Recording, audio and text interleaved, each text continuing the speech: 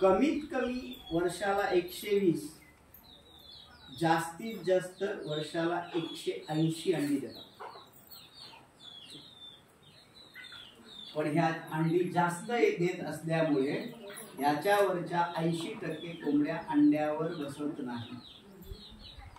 जर या जातींचं पालन आपण केलं तर आपल्याला एकतर गावठी तलगी ठेवल्या पाहिजेत अंड्यावर बसवण्यासाठी, किंवा मग आपल्याला मशीन घेतली पाहिजे अंडी उगवण्यासाठी. त्यामुळे आज याच्या भानगडीत तुम्ही पडायचं नाही. पण तुमच्या संस्थेने वगैरे दिलं तर तुम्हाला माहिती असायला हवं की जात तयार कशी झाली. आता याच्यामध्ये एक अडचण जेव्हा लोक खरेदी करतात तेव्हा त्यांना लगेच समजतं की डीपी, किंवा खाल्ल्यानंतर 100% समजतं. कारण प्युअर गावठी कोंबडी सारखी चव तिला येत नाही.